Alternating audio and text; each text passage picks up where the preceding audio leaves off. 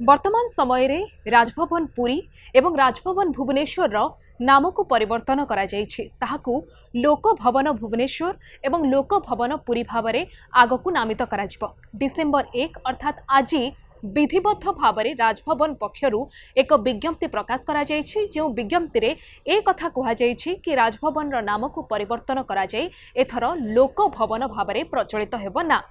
तेबे आपण जानिथिबे 1947 मसीहा परठारु जेउठी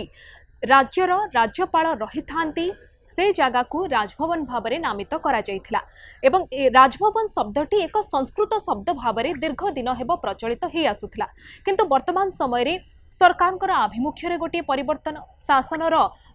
जो रही परिव्याप्त बा व्याख्या रे गोटे परिवर्तन देखा मिलुछि जेउठी लोकंकर शासन बा लोकंकर सरकार बोली कहा जाउछि तेणु कौन से जिनिस लोकों को बाद दे लोकों बिना संभव नुहे तेणु राजभवन भली जो शब्द रही से परिवर्तन करा जाय ताहाकु लोक भवन करा जायछि। एवं यही प्रस्ताव केउठु आसीथिला 2024 मसीह जेतेबेले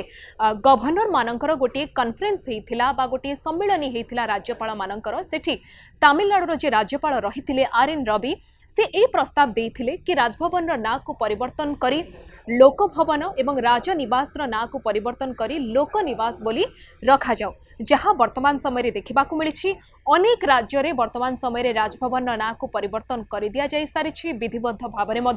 घोषणा हो सारी एवं आज ओडिशा रे उभय जो जिला रही पुरी एवं भुवनेश्वर दुईटी रे राजभवन ना को परिवर्तन करा जाय लोक भवन करा जायछि। तेणु आगकू राजभवन नुहे बरं लोक भवन ना रे जणा जीव पुरी एवं भुवनेश्वर उभयर लोक भवन।